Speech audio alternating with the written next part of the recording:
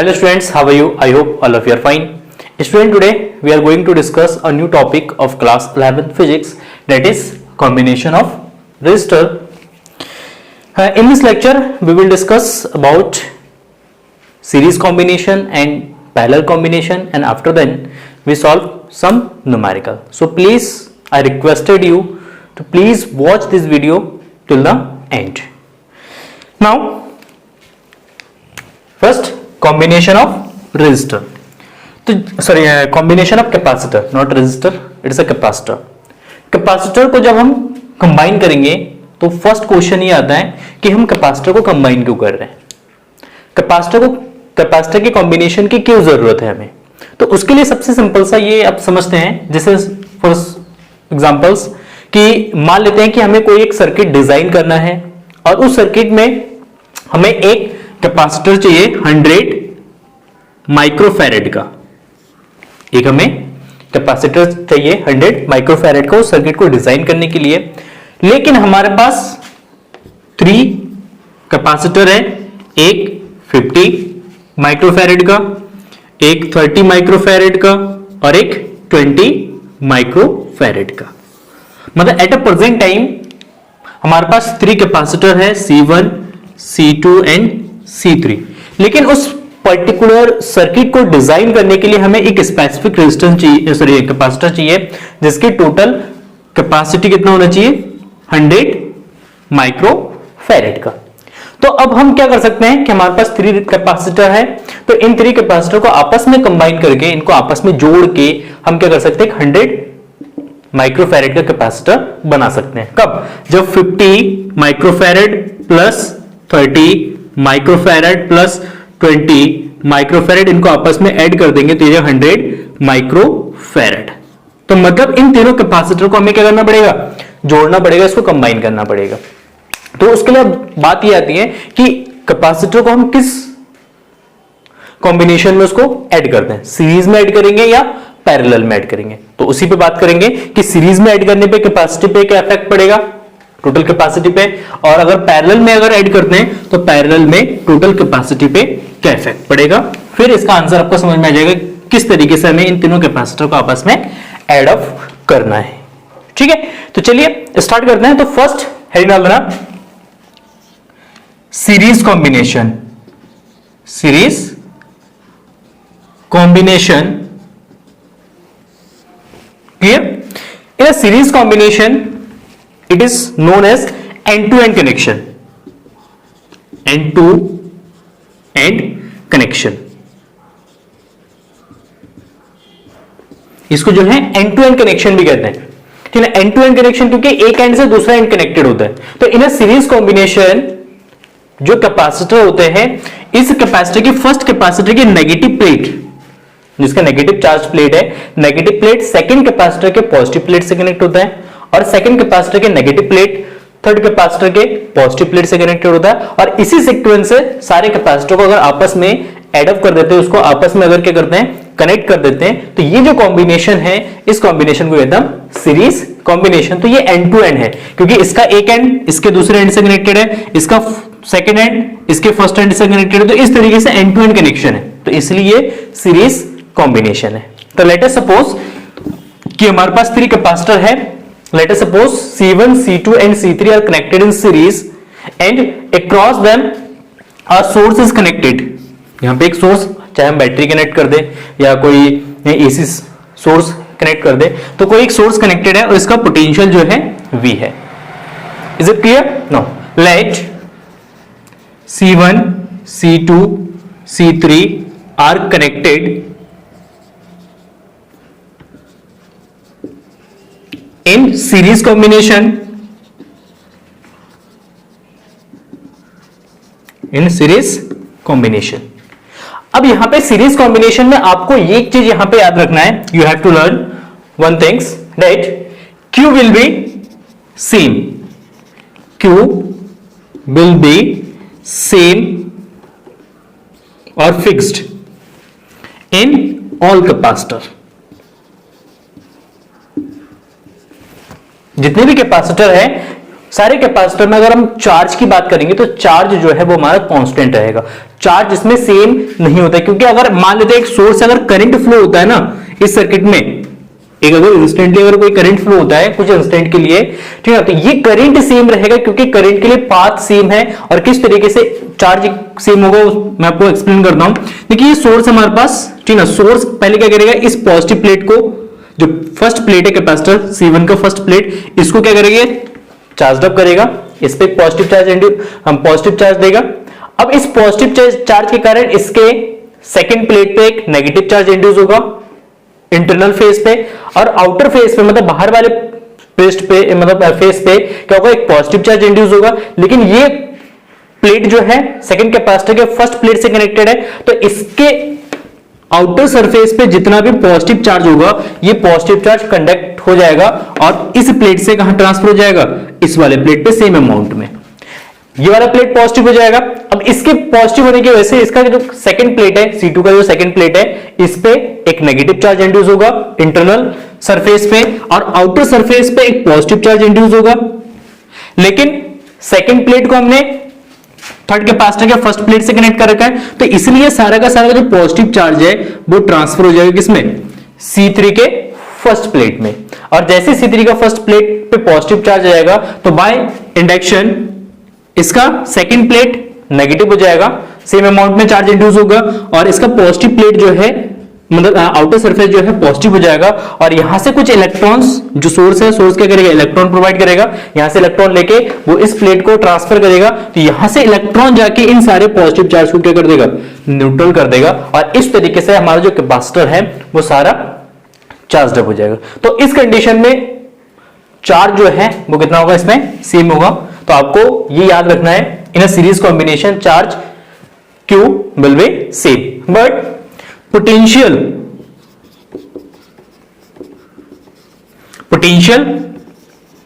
will be divide,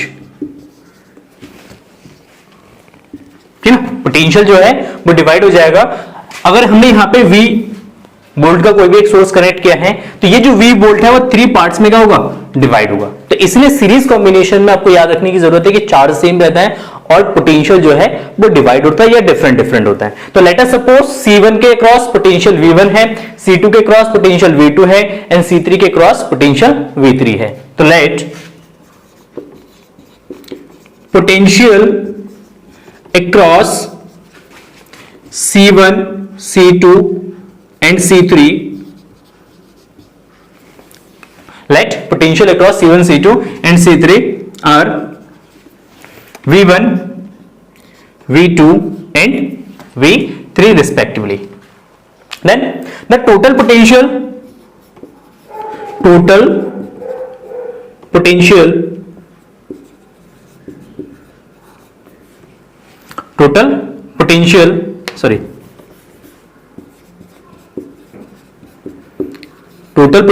V, ये जो total potential है सोर्स का पोटेंशियल है V इज इक्वल टू होगा V1 plus V2 plus V3, then V is equal to V1 plus V2 plus V3। Let's is equation number first, हम इसको let कर लेते हैं कि इक्वेशन फर्स्ट है। एंड सेकंड कंडीशन, अब इसके क्रॉस कितना पोटेंशियल है वो फाइंड आउट करते हैं। इसके क्रॉस कितना पोटेंशियल है, इसके क्रॉस कितना पोटेंशियल है। The potential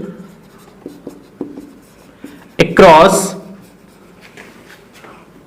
all capacitor, potential across all capacitor, that is V1 is equal to Q by C1 by, because C is equal to Q upon V, C is equal to Q upon V, then V is equal to क्या होगा, Q upon C, clear ना। तो potential is equal to का charge by capacitance, then V1 is equal to Q upon C1, क्योंकि Q सबके लिए क्या है, सेम है। Then V2 is equal to Q by C2 and V3 is equal to Q by C3।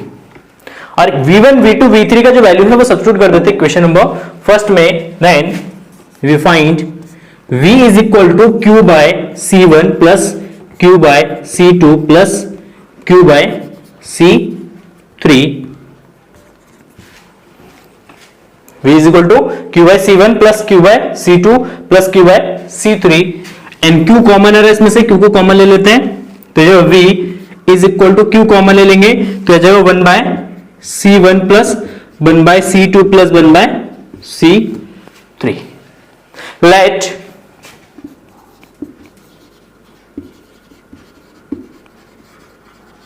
equivalent capacitance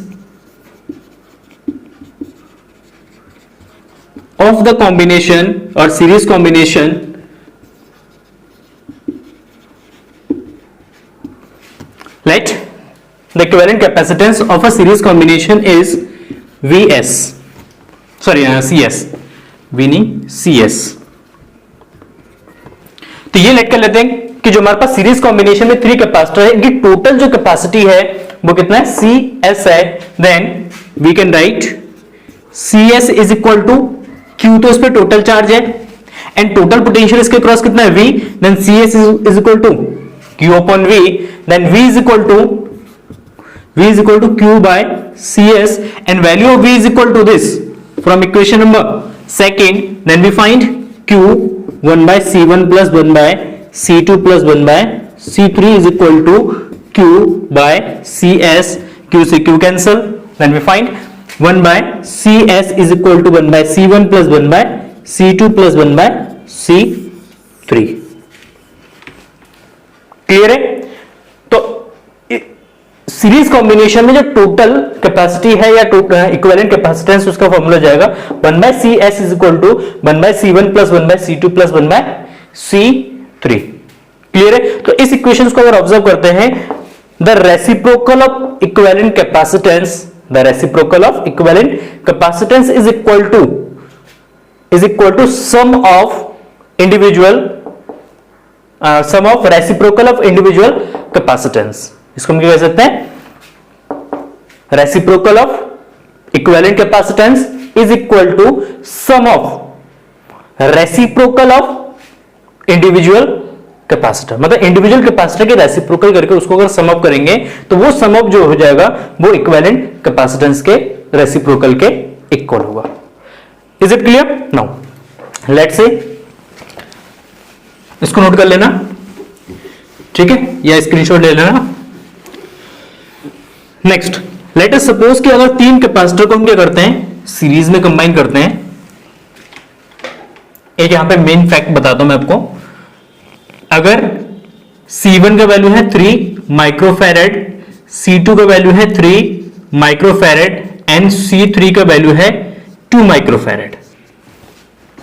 कितना है? 2 microfarad. इन तीनों capacitor को हमने सीरीज में कंबाइन किया है, तो इसका टोटल इक्विवेलेंट कैपेसिटेंस कितना आएगा, यह जाएगा 1 by CS is equal to 1 by C1 plus 1 by C2 plus 1 by C3, and that is 1 by 3 plus 1 by 3 plus 1 by 2. LCM हो जाएगा 6, 3 2 जा 6, 3 2 जा 6 और 6 और 2 3 जा 6, and that is equal to 7 by 6. Then CS is equal to 6 by 7 और उसको divide करेंगे तो आएगा 0.78 जा 56, 4 40 और 7 6 अप्रोक्सीमेशन में ले लेते हैं 0.86 माइक्रोफैरेड. अब इसके इक्विवेलेंट कैपेसिटेंस को अगर ऑब्जर्व करते हैं, क्या करते हैं, इसको ऑब्जर्व करते हैं, तो इसका टोटल कैपेसिटेंस कितना आ रहा है, 0.86 माइक्रोफैरेड, और इसका जो वैल्यू है ये लेस देन है 2 microfarad and 3 microfarad and 3 microfarad. मतलब इस कंडीशन में अगर सीरीज कॉम्बिनेशंस करते हैं कैपेसिटर का, तो उस कंडीशन में टोटल जो कैपेसिटेंस है या टोटल जो कैपेसिटी है वो क्या होता है, रिड्यूस होता है. तो इसका मतलब है कि अगर हमें कैपेसिटी को रिड्यूस करना है, कम करना है, डिक्रीज करना है, तो उस कंडीशन में हम कैपेसिटेंस को क्या करते हैं, सीरीज कंबाइन करते हैं, और इसका जो टोटल कैपेसिटेंस है, इक्विवेलेंट कैपेसिटेंस है, उसका वैल्यू लेस देन होता है स्मॉलेस्ट इंडिविजुअल कैपेसिटेंस है. जो इसका स्मॉलेस्ट इंडिविजुअल कैपेसिटेंस है कितना है, 2 माइक्रोफैरेड है, तो इससे भी कम हो जाएगा. सो यहां पे एक पॉइंट लिखते हैं, the equivalent capacitance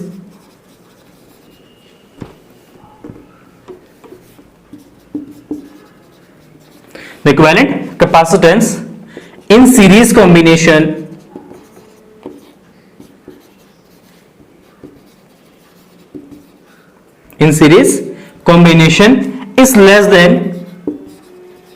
is less than the smallest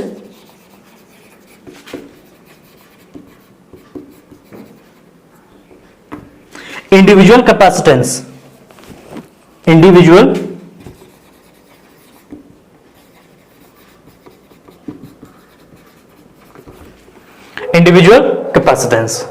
Is it clear? The equivalent capacitance in series combination is less than the smallest individual capacitance. ये मोस्ट इंपॉर्टेंट है कि जब भी हमें कैपेसिटेंस को कैपेसिटी को क्या करना होगा, रिड्यूस करना होगा, उसको डिक्रीज करना होगा, तो उस कंडीशन में हम कॉम्बिनेशन कैसे बनाएंगे, सीरीज कॉम्बिनेशन बनाएंगे। तो सीरीज कॉम्बिनेशन में आपको मतलब याद ये रखना, you have to learn that first point charge will be same and potential will distribute होगा, reciprocal of equivalent capacitance is equal to sum of individual reciprocal of capacitance, and last point, the equivalent capacitance in a series combination is less than the smallest individual capacitance। ठीक है, तो ये 4 point आपको series combination के लिए याद रखना है, और सीरीज कॉम्बिनेशन में अगर ये याद रखते हैं आप, ठीक है ना, तो आपको कोई प्रॉब्लम नहीं होगी इसके न्यूमेरिकल को सॉल्व करने में। Is it clear? नाउ अब एक चीज और इसमें थोड़ा सा डिस्कस ये कर लेते हैं कि सीरीज कॉम्बिनेशन में इक्विवेलेंट रेजिस्टेंस डिक्रीज क्यों हो रहा है, मतलब अगर इन तीनों की जगह हम एक इक्विवेलेंट कैपेसिटेंस बना लेते हैं ना, तो इसके बीच डिस्टेंस d1, ये डिस्टेंस d1 या d ले लेते हैं, d1 नहीं d ले लेते हैं, ये डिस्टेंस भी कितना जाएगा, d हो जाएगा।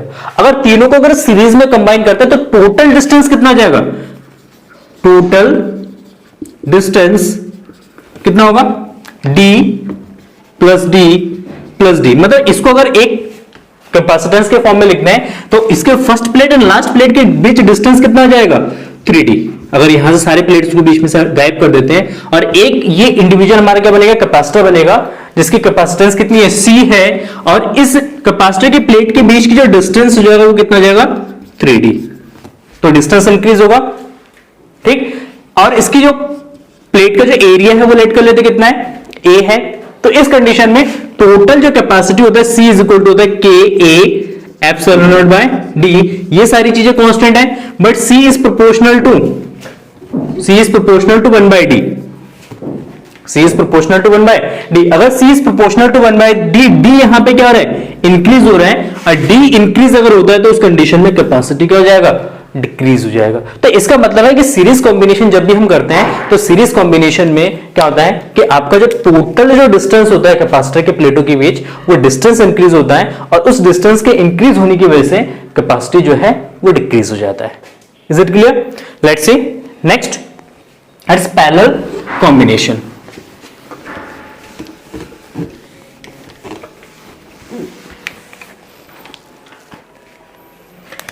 And next, second is parallel combination.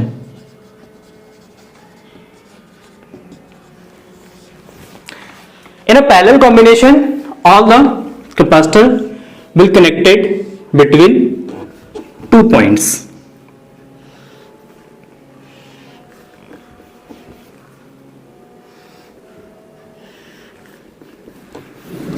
Late us suppose ये 3 कैपेसिटर है, इस पे प्लस चार्ज भी दिखाते, डिस्ट्रीब्यूशन दिखाते चार्ज का बाद में, ठीक है, इनको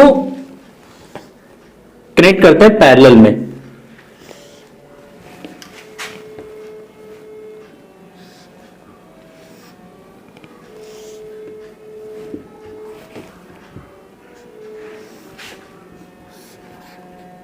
सोर्स दिखा देते हैं, कोई जरूरी नहीं बैटरी दिखाना है।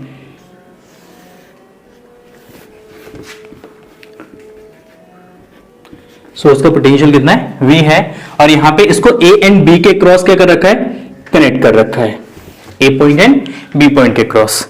तो अगर यहां पे इस सोर्स ने इसको कुछ चार्ज सप्लाई किया, तो लेट अस सपोज इसमें सोर्स ने इसको Q चार्ज सप्लाई किया, कितना चार्ज, Q चार्ज सप्लाई किया। अब Q चार्ज जब इस पॉइंट A पॉइंट पे पहुंचेगा तो इस A पॉइंट पर इसके पास 3 पाथ है, 3 पाथ है, तो उस कंडीशन में Q चार्ज से कुछ चार्ज इस पाथ में चला जाएगा, कुछ इसमें चला जाएगा और कुछ इसमें चला जाएगा।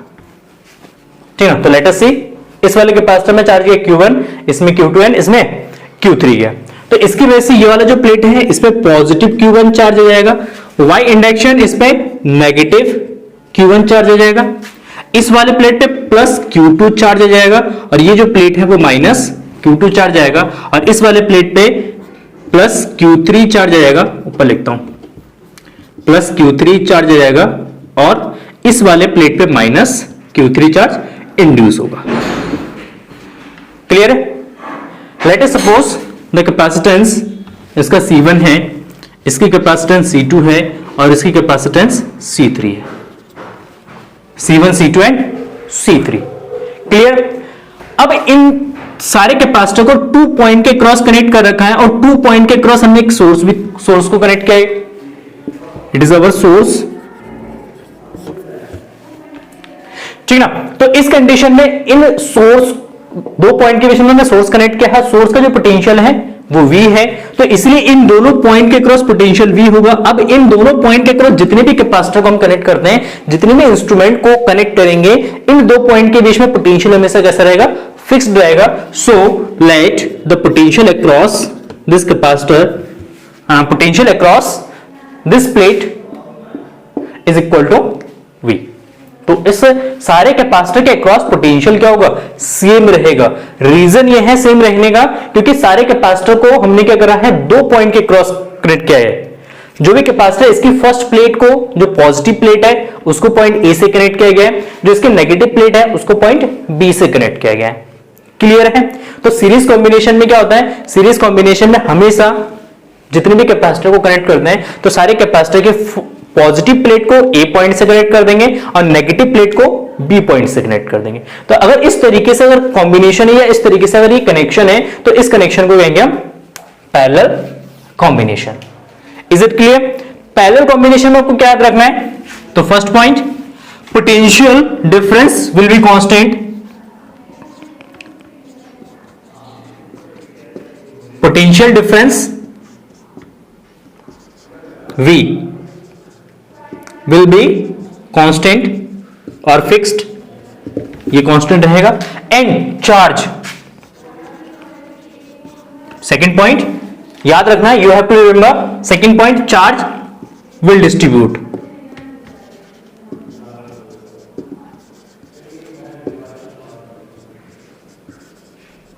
According to their capacitance।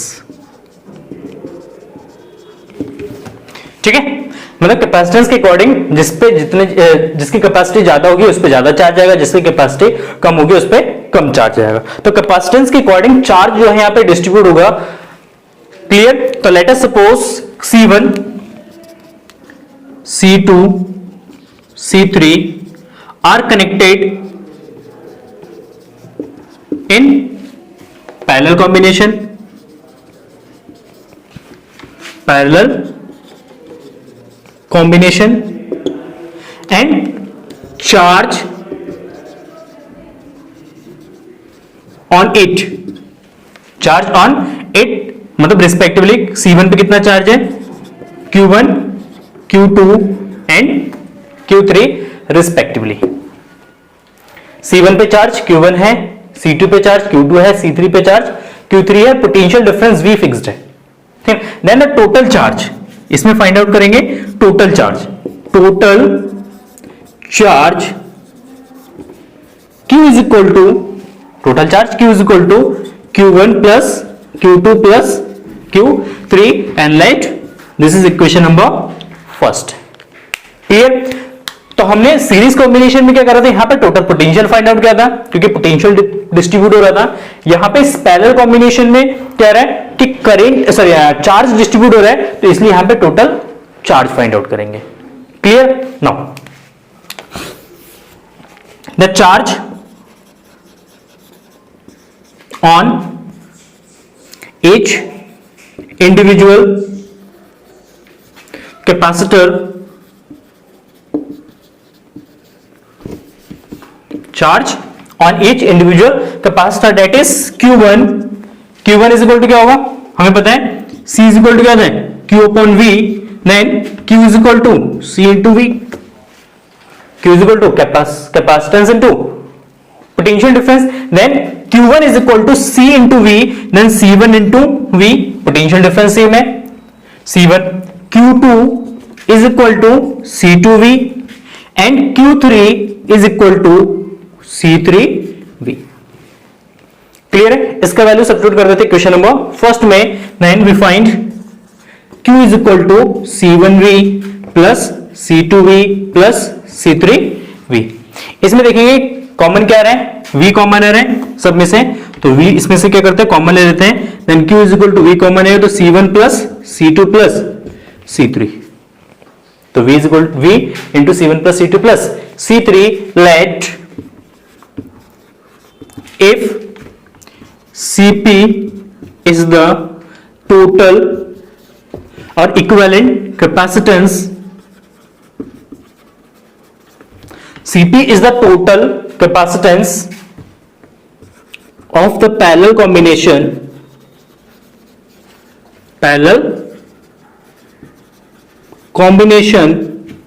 then Cp is equal to Q by V.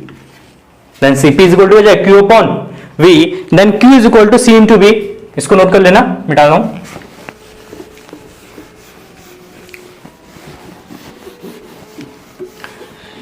Then we find Q is equal to Cp into V. Now from equation number second, इस इक्वेशन का यूज करते हैं. Then Q is equal to C bracket में C1 plus C2 plus C3, यहां पे Q का value substitute कर देते हैं. Then V और ये जगह C1 plus C2 plus C3 is equal to Cp into V. VCV cancel हो जाएगा.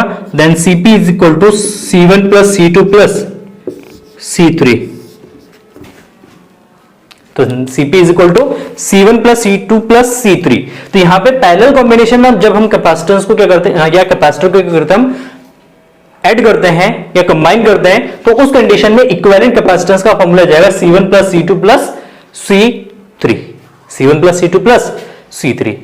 क्लियर है. अब यहां पे पैरेलल कॉम्बिनेशन में आपको क्या याद रखना है, you have to remember net potential difference between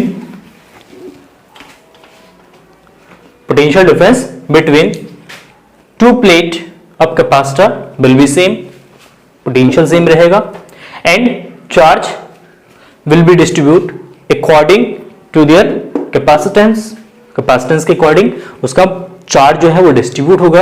and equivalent capacitance in parallel combination is equal to sum of individual capacitance. And third point, let us suppose C1 is equal to, let कर लेते हैं 3 microfarad है, C2 2 microfarad है, and C3 is equal to 10 microfarad है. अगर इनको क्या करते हैं पैरेलल में कंबाइन करते हैं, then the equivalent resistance Cp is equal to C1 plus C2 plus C3, then 2 plus 3 plus 10, and that is equal 15 microfarad. And you can see here, right, the equivalent resistance will be increase. तो यहां पे अगर आप observe करते हैं तो total जो capacitance है सीरीज कॉम्बिनेशन में, ये टोटल कैपेसिटेंस क्या हो रहा है, इंक्रीज हो रहा है. और वही अगर सीरीज में हमने देखा, सीरीज में क्या हो रहा था, टोटल कैपेसिटेंस डिक्रीज हो रहा था. तो यहां पे the equivalent capacitance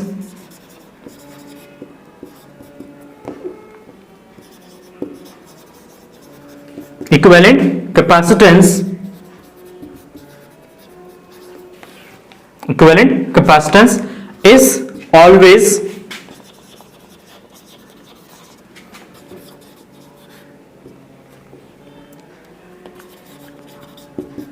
greater than the largest individual capacitance.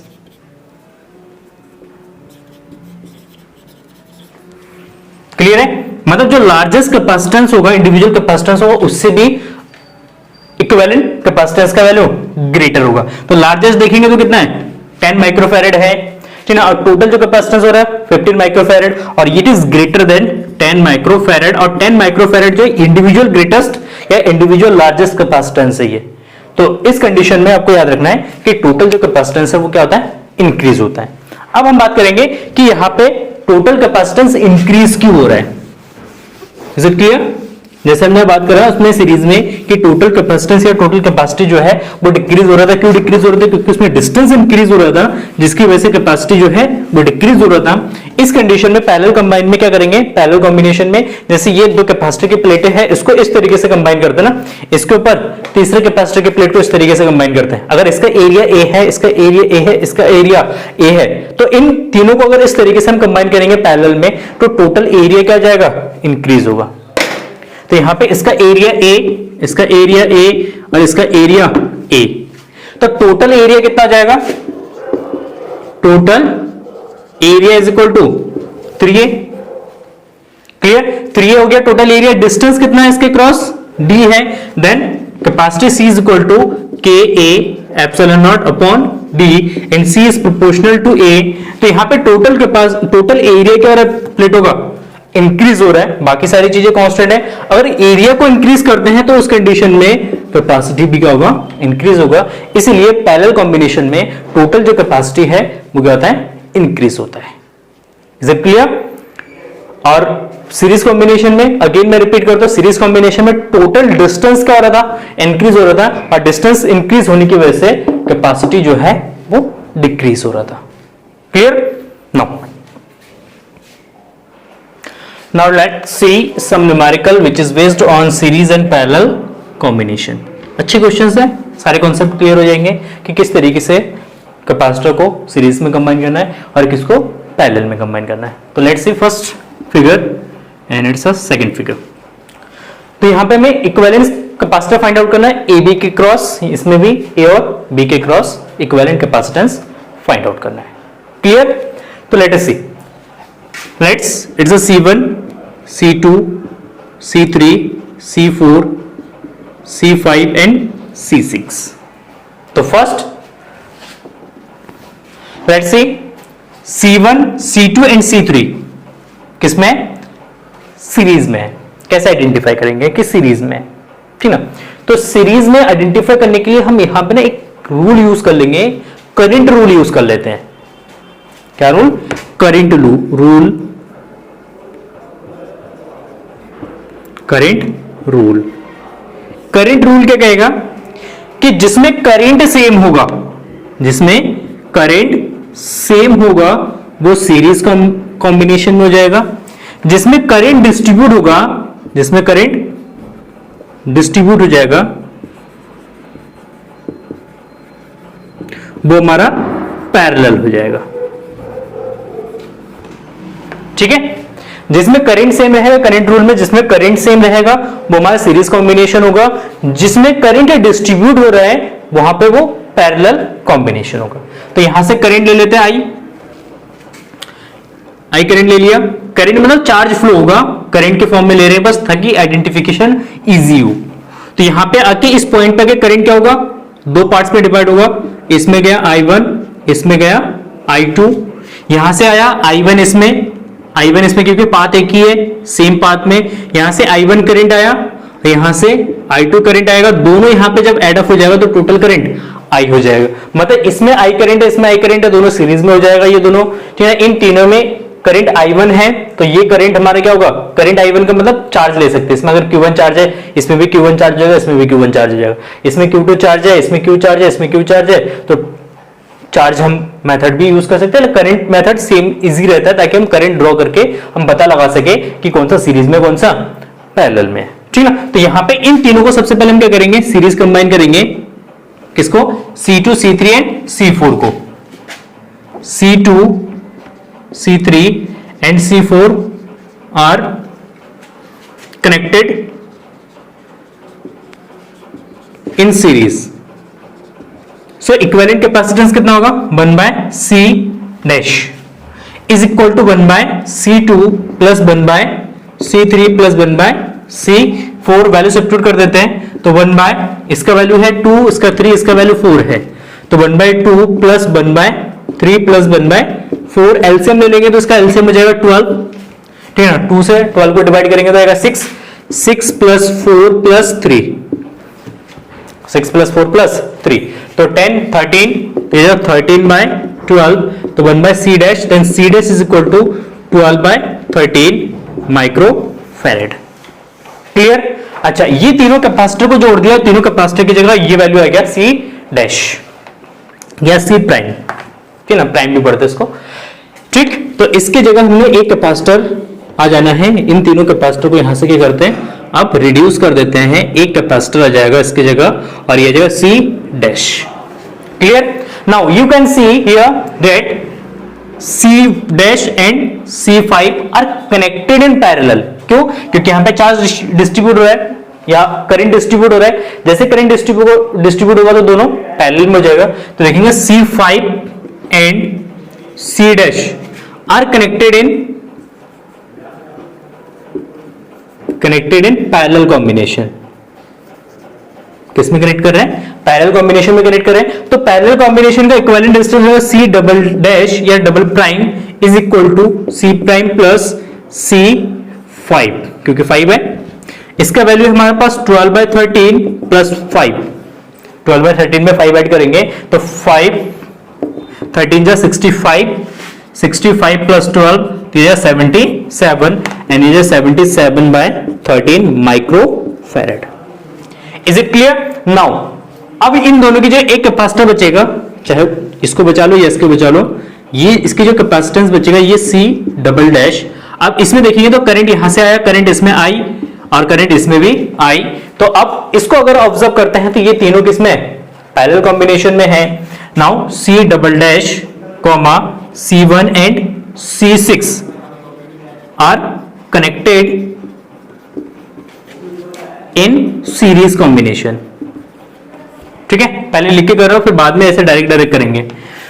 C double dash C1 C5 are connected in series, तो इसका इक्विवेलेंट रेजिस्टेंस हो जाएगा 1 by C S is equal to, या C लिखते हैं, 1 by C is equal to 1 by C double dash plus 1 by C1 plus 1 by C6 and it is equal 1 by C double dash का value 77 by 13, तो 13 ऊपर जाएगा ये, तो 13 bye 77 हो जाएगा इसका रेसिप्रोकल प्लस 1 बाय 1 C1 का वैल्यू 1 माइक्रोफैरेड है और इसका वैल्यू है 6 माइक्रोफैरेड प्लस 1 बाय 6। क्लियर है? तो इसको हम एड अप करते हैं तो देखते हैं कितना आएगा वैल्यू।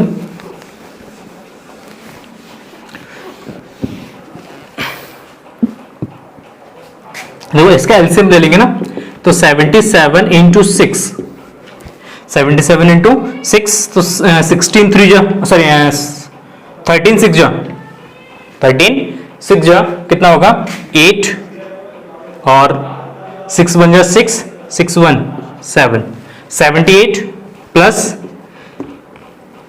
7 6 जा 42 का 2 4 7 42 प्लस 4 46 कितना जाएगा 46 प्लस 6 इसको डिवाइड करेंगे तो 77 बचेगा, 77 की 1 से मल्टीप्लाई करेंगे तो 77। ठीक है, अब इसको ऐड अप कर देना आप यहाँ पे, ठीक ना, ऐड अप करके इसका आंसर निकाल लेना, सिंपल हो जाएगा। ठीक है, क्लियर है? चलो नेक्स्ट सेकंड पार्ट में आते हैं। कैलकुलेशन आप कर लेना इतना। सेकंड पार्ट क्वेश्चन का ये है कि इसमें भी हमें इक्विवेलेंट रेजिस्टेंस फाइंड आउट करना है। सेम मेथड यूज करेंगे, करंट मेथड यूज करेंगे। करंट जहां पे सेम होगा सीरीज में, जहां पे करंट डिस्ट्रीब्यूट हुआ वो हमारा पैरेलल। ठीक है, यहां से I करंट आया, यहां पे गया I1 करंट, इसमें गया I2 करंट, I2 करंट आके यहां पे फिर से अगेन ये डिस्ट्रीब्यूट होगा दोनों पार्ट में, मतलब ये दोनों किस में जाएगा पैरेलल में। ठीक, यहां पे करंट आया और करंट तीनों में क्या होगा सेम रहेगा, तो इसका मतलब ये तीनों किस में हो जाएंगे सीरीज में हो जाएंगे। तो इसको किस तरीके से करना है, तो लेट अस सपोज ये हमारा C1 है, ये C2 हो गया, ये C3 हो गया, C4 हो गया, ये C5 हो गया और ये C6 हो गया। तो C2 C3 and C4 are connected in series, C2 C3 and C4 are connected in series, so equivalent distance C dash is equal to 1 by C2 का वैल्यू कितना है 60 प्लस 1 by 60 प्लस 1 by 60। इसको add up करेंगे तो आ जाएगा 3 by 60 and that is equal to 1 by 20, then C dash is equal to 20 microfarad. मतलब इन तीनों का इक्विवेलेंट डिस्टेंस कितना गया 20 माइक्रो फैरेड। अच्छा, इन तीनों कैपेसिटर की जगह अब एक कैपेसिटर आ जाएगा जिसके टोटल कैपेसिटेंस कितने हो गए, टोटल कैपेसिटेंस तो ये हो जाएगा हमारा, ये आपका ये हो गया हमारा 20 माइक्रो फैरेड का और इसका नाम हो गया C डैश। क्लियर है। अब इन तीनों को अगर देखेंगे, ये तीनों कैपेसिटर जो है सीरीज पैरेलल में है, ये और ये, ठीक ना। तो इसमें ऑब्जर्व करेंगे, लिखेंगे C5 C6 and C dash are connected in parallel, are in parallel, parallel combination है क्योंकि यहां पे तीनों में करंट डिस्ट्रीब्यूट होगा, यहां पे भी करंट जाएगा I1 करंट, इसमें I3 I4 तीनों में करंट क्या हो रहा है डिस्ट्रीब्यूट हो रहा है, तीनों में करंट डिस्ट्रीब्यूट हो जाएगा तो तीनों पैरेलल कॉम्बिनेशन में हो जाएगा और पैरेलल में इसका इक्विवेलेंट डिस्टेंस जाएगा C dash is equal to C5 plus C6 plus C dash, इसका वैल्यू जाएगा 20 और इसको एड अप करेंगे तो जाएगा 40, कितना आएगा 40 माइक्रो फैरेड। ठीक है। अब इन तीनों कैपेसिटर की जगह एक ही कैपेसिटेंस बचेगा या एक ही कैपेसिटर बचेगा and that is C double dash, C double dash and C double dash and C1 देखेंगे इन दोनों को तो ये सीरीज में है, किसमें सीरीज में है C1 and C double dash are in series, और सीरीज में तो टोटल कैपेसिटेंस हो जाएगा 1 by C is equal to 1 by C1 plus 1 by C double dash, then 1 by C1 का वैल्यू है 40 और C डबल डैश का वैल्यू भी है 1 by 40 और इनको एडअप करेंगे तो 2 by 40 एंड 2 से इसको डिवाइड करेंगे तो 1 by 20 and C is equal to 20 microfarad. इसके रेसिप्रोकल ले लेंगे तो C कितना जाएगा 20 माइक्रो फैरेड। मतलब ये जो इसका जो सर्किट बना था, इस सर्किट का टोटल जो कैपेसिटेंस हो जाएगा वो कितना जाएगा 20 माइक्रो फैरेड। क्लियर है। तो इस तरीके से हमें क्या करना है, इक्विवेलेंट कैपेसिटेंस फाइंड आउट करना है। ये तो एक सिंपल सा क्वेश्चन था। इसके अलावा भी इसमें पूछ देता है कि इस वाले कैपेसिटर के क्रॉस कितना पोटेंशियल होगा, या जो इसके साथ कनेक्टेड थे उसमें से किसी भी कैपेसिटर के क्रॉस पोटेंशियल फाइंड आउट करने के लिए बोल देता है, कभी उस पर चार्ज फाइंड आउट करने के लिए बोल देता है। ठीक है। इस तरीके से बहुत सारे क्वेश्चन, अलग अलग तरीके के क्वेश्चन इसमें बनते हैं। सारे क्वेश्चन मैं आपको करवाऊंगा। ठीक है। तो ये आज के लिए बस इतना ही, एंड नेक्स्ट lectures में we will discuss about some numericals and other topics. Thank you for watching this video and have a nice day. Bye bye.